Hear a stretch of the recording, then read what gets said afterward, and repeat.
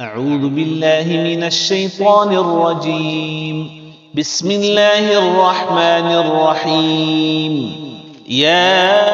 أيها المزمل قم الليل إلا قليلا نصفه أو انقص منه قليلا أو زد عليه ورتل القرآن ترتيلا إنا سنلقي عليك قولا ثقيلا إن ناشئة الليل هي أشد وطئا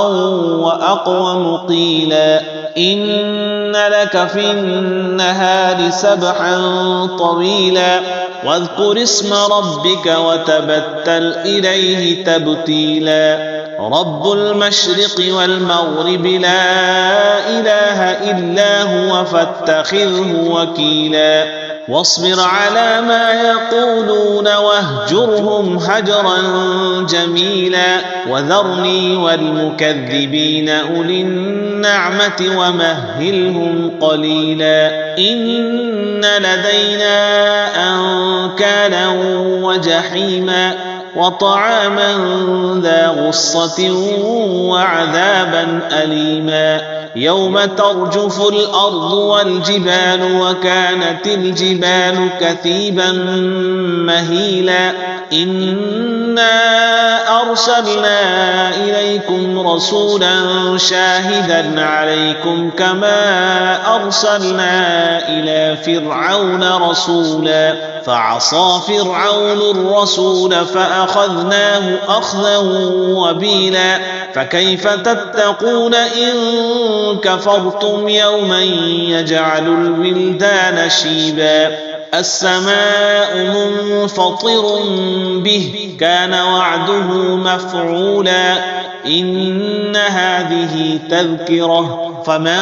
شاء اتخذ إلى ربه سبيلا إن ربك يعلم أنك تقوم أدنى من ثلثي الليل ونصفه وثلثه وطائفة من الذين معك والله يقدر الليل والنهار علم أن لن تحصوه فتاب عليكم فاقرؤوا ما تيسر من القرآن علم أن سيكون منكم مرضى وآخرون يضربون في الأرض يبتغون من فضل الله وآخرون يقاتلون في سبيل الله فاقرؤوا ما تيسر منه وأقيموا الصلاة وآتوا الزكاة وأقرضوا الله قرضا حسنا وما تقدموا لأنفسكم